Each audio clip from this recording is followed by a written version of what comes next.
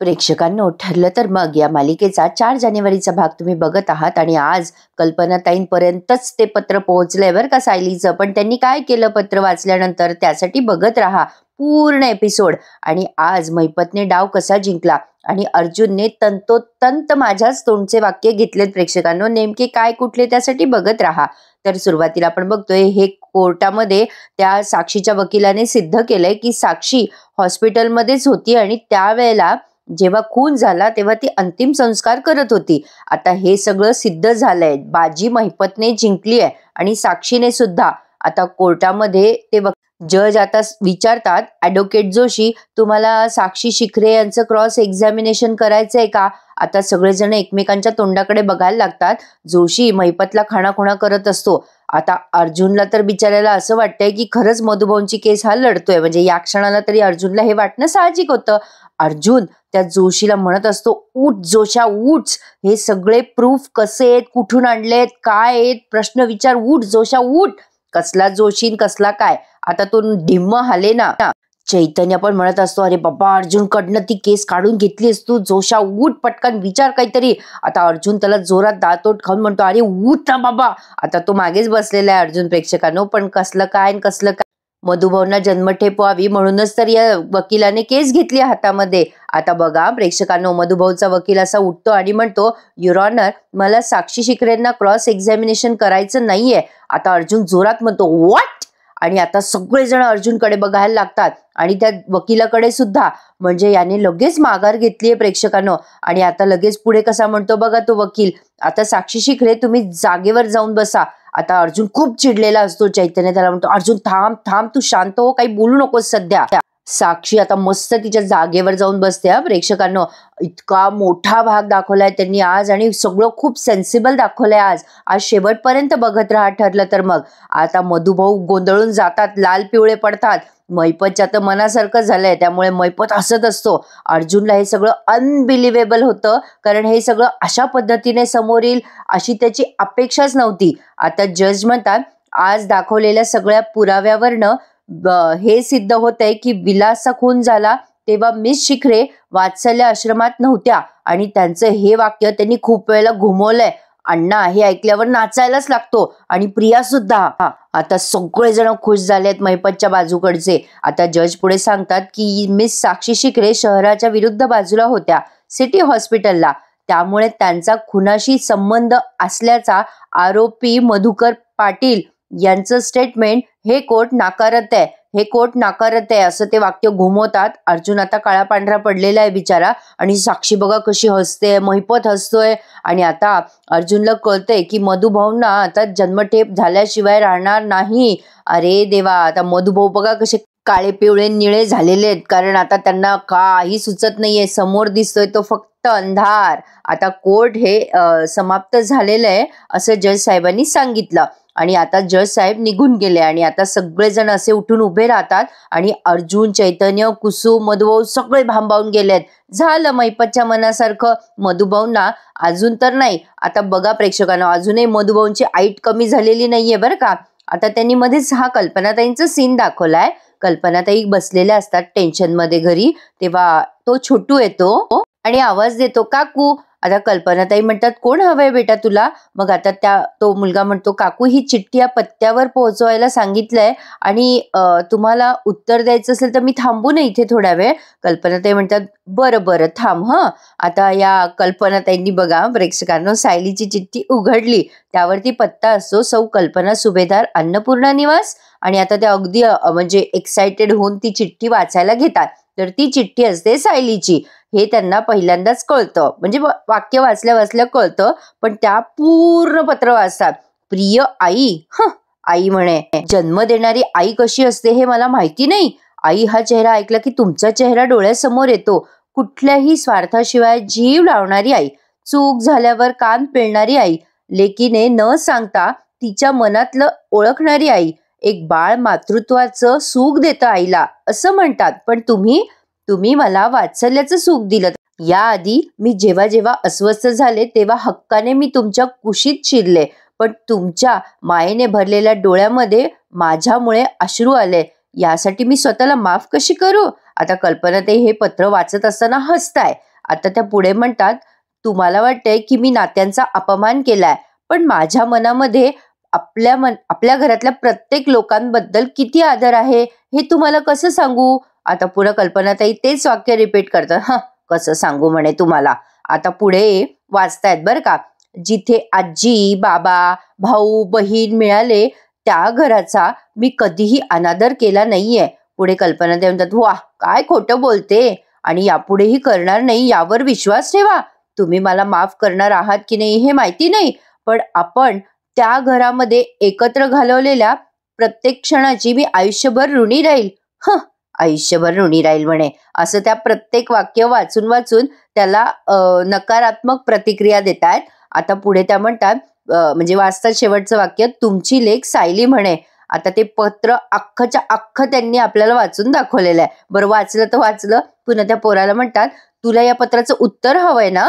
आता तो मुलगा म्हणतो, हो हवंय. मग आता कल्पनाताई ते पत्र टारा फाडून टाकतात. हा सीन बघितल्यानंतर तुम्हाला जाणवेल का की हीच आहे का ती सेन्सिबल सासू, हीच आहे का ती कल्पना जी सायलीवर अतोनात प्रेम करायची, हीच आहे का ती कल्पना जी वात्सल्याची मायेची मूर्ती आहे. अरे असं कुठे असतं का. थोडं त्या बाईने काही लिहिलंय, काय लिहिलंय सांगायचं त्या मुलाला की बाबा मी तुला नंतर उत्तर लिहून पाठवेल, तू जा आता, उद्या ये परवा ये, असं काहीतरी बोलायचं ना.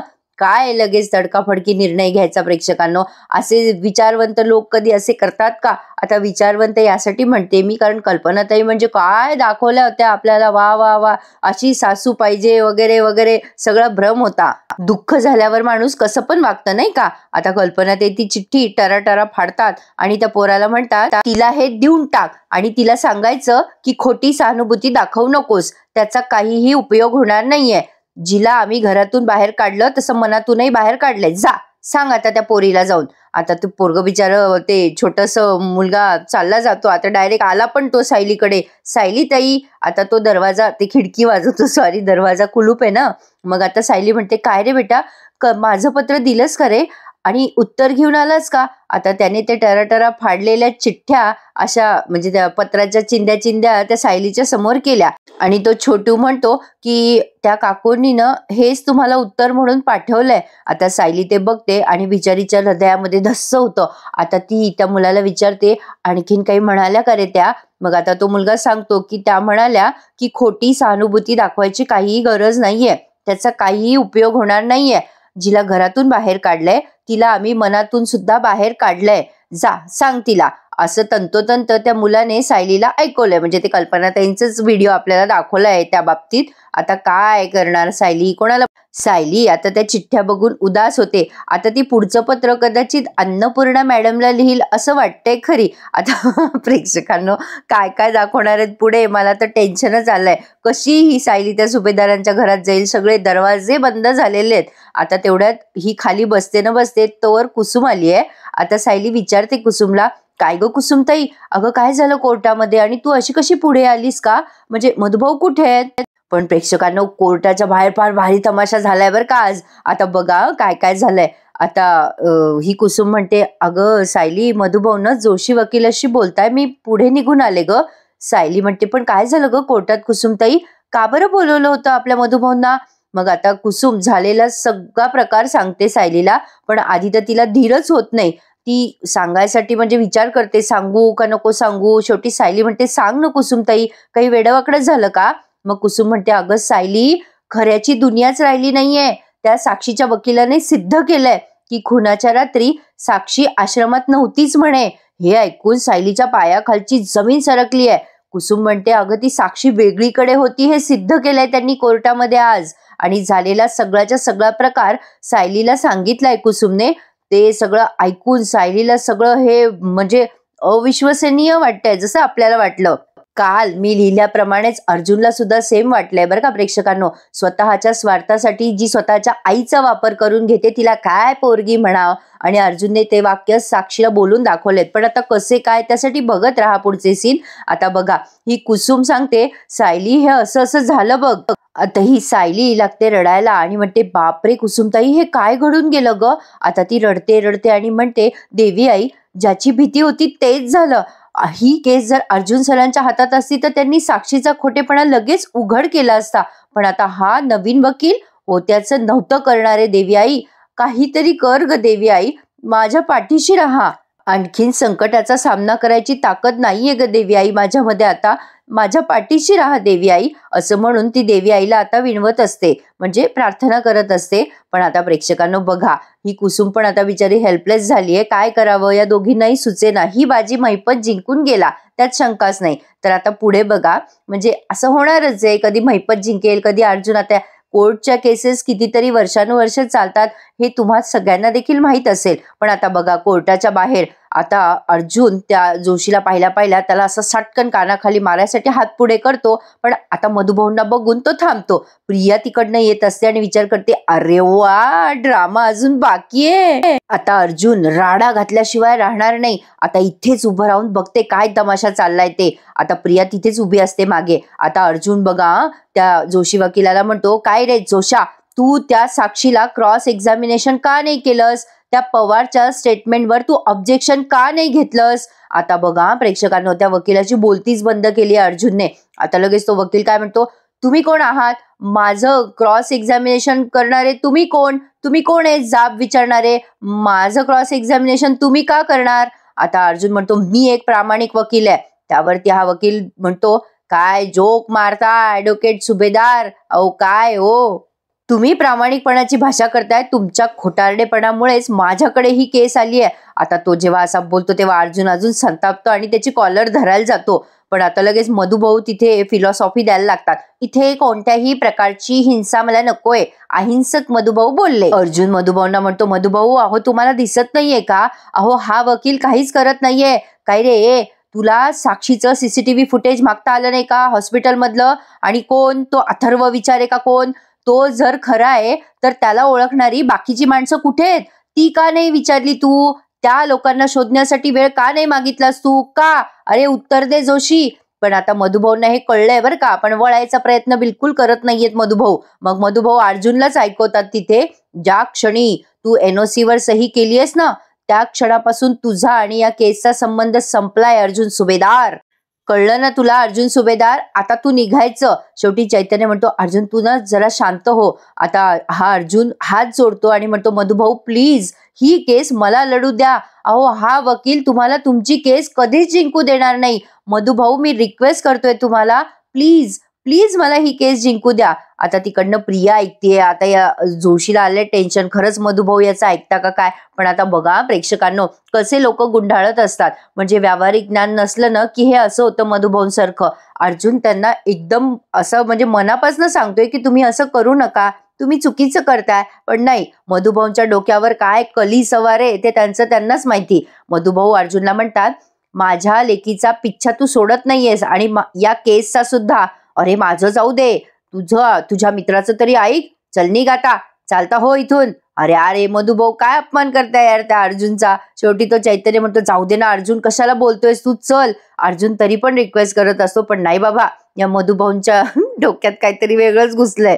असो, तर आता ते बाजूला जातात आणि त्या वकिलाशी बोलतात आणि म्हणतात, माफ करा वकील साहेब, नाही म्हणजे मला माहिती होतं हा माणूस इथे येऊन अशा प्रकारचा उद्धटपणा करणारच आहे. त्यावर हे जोशी वकील म्हणतात, जाऊ द्या मधुभाऊ, तो असाच वागतो, आमच्या क्षेत्रामध्ये हे सगळ्यांना माहिती आहे. मग मधुभाऊ काय म्हणतात बघा, पण राग येऊ देऊ नका जोशी साहेब, एक शंका होती, विचारू का. मग आता ते वकील म्हणतात, हो विचारा ना. मधुभाऊ म्हणतात, मी काय म्हणतोय की जे प्रश्न अर्जुन सुभेदारांनी आता उपस्थित केले ते तुम्ही कोर्टामध्ये का नाही विचारले, तुम्ही त्या साक्षीची उलट तपासणी घेतली असती तर तिचा खोटारडेपणा लक्षात आला असता ना कोर्टाला. मग आता ते जोशी वकील म्हणतात, अहो मधुभाऊ, आपल्याकडचे हत्यार असतात ना ते असे पुरवून वापरायचे असतात, असे सगळेच्या सगळे वार एकदम करायचे नसतात. पुढच्या हिअरिंगला बघा त्याच्या या वाराच्या कशा चिंध्या उडवत होते. मधुभाऊ म्हणतात, पण मी काय म्हणतो, आता लगेच ते म्हणतात, मधुभाऊ अहो तुम्ही आता शांत राहा, अर्जुन सुभेदारांसारखा मी गरम डोक्याचा नाहीये, मी शांत डोक्याने चालतो, म्हणून तर मी प्रसिद्ध वकील आहे ना. तुमचा आहे का नाही माझ्यावर विश्वास मधुभाऊ. मग मधुभाऊ म्हणतात, अहो आहे म्हणजे काय, आहेच हो, पण काय आहे ना, मी जरा साधा माणूस आहे हो, या कोर्ट कचेऱ्यातलं मला काही कळत नाही. तुम्ही करा तुमच्या पद्धतीने, लढा ही केस तुमच्याच पद्धतीने, माझं काही म्हणणं नाहीये, पण एकदा काय ते सत्य जगासमोर आणा बरं का वकील साहेब. आता हे वकील साहेब म्हणतात, हो पण कसं असतं ना प्रेक्षकांनो, म्हणजे ठीक आहे मालिकेमध्ये बऱ्याच गोष्टींचा अतिरेक असतो, पण कधी कधी ना संकट आली ना तर ती खरंच चारी बाजूने येतात.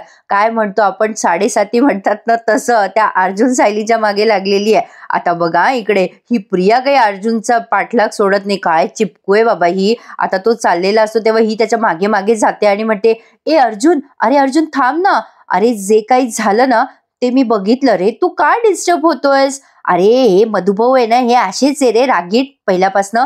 ते चिडले ना ते वाटेल ते करतात रे. रागाच्या भरातच त्यांनी विलासचा खून केला होता ना. आता अर्जुनला असा राग येतो. अर्जुन असा बघतो त्या प्रियाकडे रागाने मागे वळून, आणि चैतन्य सुद्धा. आता प्रिया गपचूप मान खाली घालते आणि म्हणते, म्हणजे मला असं म्हणायचं होतं अर्जुन की तू तू नको त्रास करून घेऊ रे स्वतःला. आता बघा प्रेक्षकांनो, चैतन्य म्हणतो, ए तन्वी, तुझे हे नाटकाचे शोज आहेत ना ते उद्या लावले तर चालतील का. नाही म्हणजे काय आहे ना, असेही तुझे डेली शो सुरूच आहेत घरामध्ये, निदान आज तरी ते कोर्टात नको तुझा शो लावू, कारण अर्जुनचा मूड अजिबात ठीक नाहीये आज. आता प्रिया चैतन्याला उद्धट सारखी उत्तर देते आणि म्हणते, अर्जुनचा मूड काय आहे ना त्याच्या सावलीवरनं सुद्धा मी ओळखू शकते, तू कशाला मध्ये मध्ये बोलतोस रे. आता पुन्हा लोचटासारखी त्या अर्जुनला म्हणते, ए अर्जुन, तू घरीच चाललायस ना, मग आपण दोघं जण सोबत जाऊ ना, गाडीत एकत्र बसू, गप्पा मारू. शेवटी अर्जुन असा म्हणतो, बस बस झालं, घरी तू मला चिटकलेली असतेच, पण इथे माझं डोकं फिरू नको असा, चल निघ इथून. अरे अरे अरे अजून किती अपमान, किती अपमान. आता तो तिला म्हणतो, स्टे अवे फ्रॉम मी, कळलं ना. आता असं एवढं सगळं बोलल्यावर पण असं एखाद्या माणसाने इतकं मागे मागे जावं का. अरे अरे आता बघा ती मनात काय विचार करते, वा अर्जुन, तू चिडल्यावर आणखीन हँडसम दिसतोस रे, आणि तोंडाचा असा पाऊच करते आणि म्हणते, तुझा एक ना एक दिवस मी हा राग गायब करेलच, बघच अर्जुन. आणि केस अशी झटकवते तिचे आणि चालली जाते तिथून. पण आता अजून बघा आपला फेवरेट कॅरेक्टर आलाय, माझे फेवरेट विलन आहेत हे प्रेक्षकांनो. आता ते बघा अर्जुनच्या कसे मागे मागे येतात आणि म्हणतात,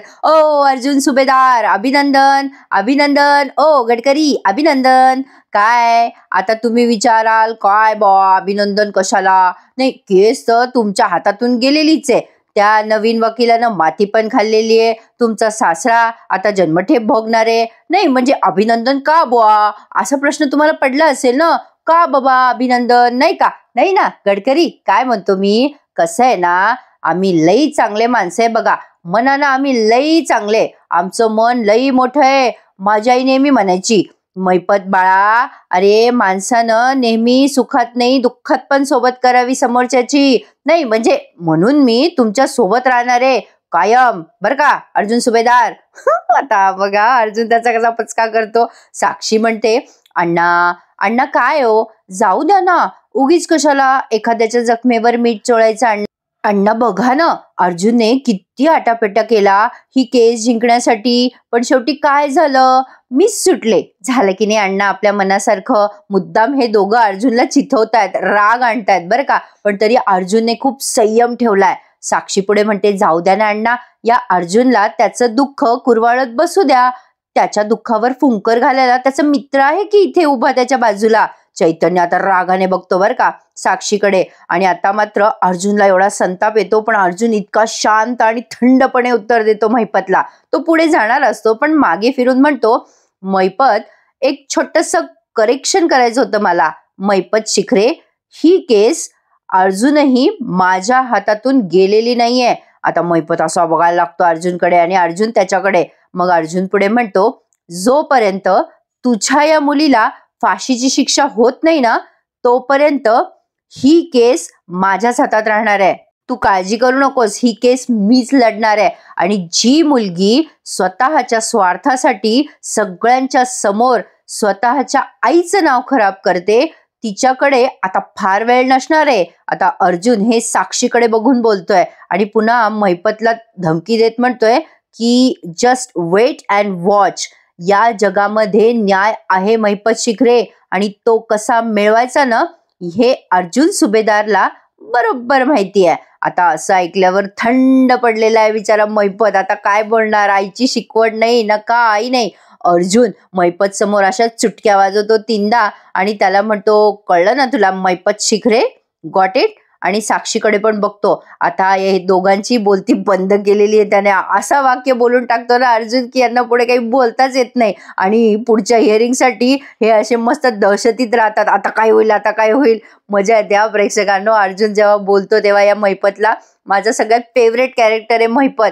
अरे अर्जुन तर आपल्या सगळ्यांचाच फेवरेट आहे. आता अर्जुन त्याच्या गाडीपर्यंत असा जातो. हा सीन खूप मस्त रंगवलाय त्यांनी. अर्जुन आता असा बघतो ना या दोघांकडे की या दोघांच्याही चेहऱ्यावरची दहशत अर्जुनला दिसते आणि अर्जुनच्या चेहऱ्यावरचा कॉन्फिडन्स आपल्याला दिसेल प्रेक्षकांनो.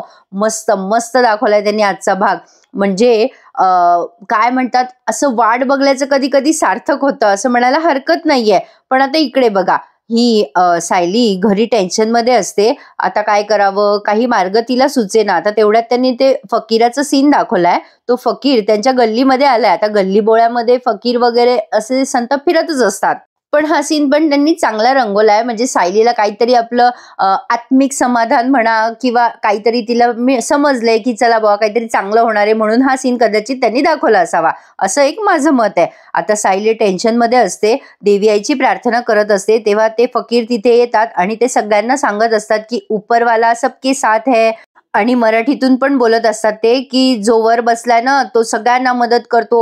ऊपरवाले के हाथ में सब है, वो सबकी मदत करता है. जो गुनाह करेगा वो भुगतेगा और जिसका मन साफ है वो सुखी हो जाएगा. सायली आता अशी दाराच्या बाहेर येऊन बघते त्या फकीराला. आता ते फकीर सायलीच्या समोर येतात आणि ते सायलीला म्हणतात, आशीर्वाद दे बेटा. आता सायली म्हणते, बाबा तुम्ही म्हणताय तसा न्याय जर जगात असता तर किती बरं झालं असतं ना. मग ते फकीर तिला म्हणतात, बेटा तुम्हारे माथे पे इतनी शिकंज क्यों है, कसली चिंता आहे तुला. मग सायली म्हणते, जाऊ द्या काही नाही. मग आता ते फकीर म्हणतात, नाही नाही क्यों जाने दे, देख बेटा उपरवाला सब देखता है, वरच्याला सगळं दिसतं, त्यात तुझं दुःख तोच दूर करेल. तू काळजी करू नकोस. तुला पुढचा रस्ता दिसत नाहीये का बेटा. तुम्हें देखकर ऐसा लग रहा है कि तुम कोहरे में चल रही हो. पण उपरवाला दुःख का देतो, कारण त्याच्यानंतर येणाऱ्या प्रत्येक सुखाची किंमत समजावी ना म्हणून. हे मात्र ते वाक्य अगदी खरं बोलले प्रेक्षकांनो. हे वाक्य मला फार भिडलं. मग आता ते फकीर म्हणतात, सुख आएगा बेटा, जरूर आएगा. सायली म्हणते, ह्याच आशेवर जगतीये बाबा, पण माझे संकट काही कमी व्हायला तयारच नाहीयेत. नको नको ते आरोप होत आहेत आणि जे हवंय ते तर मिळतच नाहीये. मग ते फकीर म्हणतात की देख बेटा, प्यार और तकलीफ दोनों हाथ में हाथ लेकर चलते हैं. आता सायली कुसुमकडे बघते यावेळेला. मग आता ते फकीर म्हणतात, तू तुझ्या प्रेमाची तलाश करतेस ना, मग तुझ्या रस्त्यात काटे तर येणारच, तुला त्रास होणारच. अगं काळजी करू नकोस, जखमा तुला होतीलच, प्रेमाच्या तलाशमध्ये हे होणारच. अगं तू जर सहन नाही केलंस तर तू तुझ्या मंजिलपर्यंत कशी पोहोचणार. तुला थोडासा संयम ठेवावा लागेल. तुला हा गहरा रिश्ता निभवायचा असेल तर तुला हा रस्ता आसान नाहीये, असं त्यांनी सायलीला सांगितलंय. आता सायली त्यांच्याकडे बघतच राहते आणि आता प्रेक्षकांनो हा भाग त्यांनी समाप्त केलाय आणि पुढचा प्रोमो सुद्धा तोच दाखवलाय. आता बिचारा अर्जुन या मधुभाऊंच्या मागे मागे घरी आलाय त्यांना समजावून सांगायला की मधुभाऊ असं करू नका, तो वकील बदला, नाहीतर तुम्ही ही केस हराल. पण कसलं काय आणि कसलं काय, मधुभाऊ तोऱ्यात आहेत, अजून काही त्यांना जाग आलेली नाहीये, मोठा फटका बसायचा अजून बाकी आहे. प्रेक्षकांनो होतं असं, कधी कधी होतं. तर आता पुढे बघा, अर्जुन मधुभाऊंना समजूत घालत असताना मधुभाऊ त्याला निघ म्हणतात, पण अर्जुन जाता जाता म्हणतो, माझ्या मिसेस सायलींची काळजी घ्या मधुभाऊ, कारण मी त्यांना घ्यायला लवकरच येणार आहे आणि तुम्ही स्वतः त्यांचा हात माझ्या हातात द्याल. काय कॉन्फिडन्स आहे नाही अर्जुनचा, अमेझिंग. तर आता प्रेक्षकांनो हा भाग संपलाय. आता बघूयात पुढे काय काय घडेल. तुम्हाला काय वाटतं, मला जराशी हिंट द्या ना.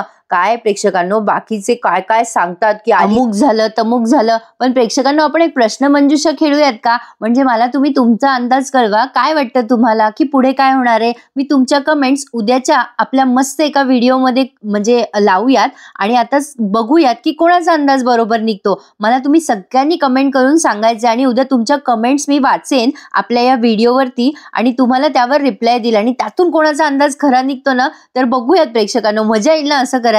प्रेक्षकांनो, खोटे नाटे अंदाज बघण्यापेक्षा आपले अंदाज असे कमेंट सेक्शनवर दिलेले कधीही चांगले. म्हणजे खोटे नाटे रिव्ह्यू पाहण्यापेक्षा मला असं वाटतं आपण अंदाज वर्तूयात आणि बघूयात कोणाचा अंदाज पुढे बरोबर निघतो ते. म्हणजे आपण रिव्ह्यू सांगता सांगता तसं बघूच, पण प्रेक्षकांनो बघा, जमलं तर कमेंट नक्की करा. आपण त्यावरती एक छोटासा व्हिडिओ करूया. आज रात्रीपर्यंत मला कमेंट करा, मी तुम्हाला उद्या सकाळी त्याचा छानसा व्हिडिओ करून देईल. रात्री 7 वाजेपर्यंत कमेंट करा, म्हणजे मला व्हिडिओ बनवायला थोडासा वेळ मिळेल. तर नक्की कमेंट करा. तुमच्या कमेंटची मी वाट बघते आणि तुम्ही सबस्क्राईब कधी करता याची आतुरतेने जास्ती वाट बघते. So please subscribe my channel and enjoy. ठरलं तर मग या मालिकेचे सगळे रिव्ह्यू. धन्यवाद.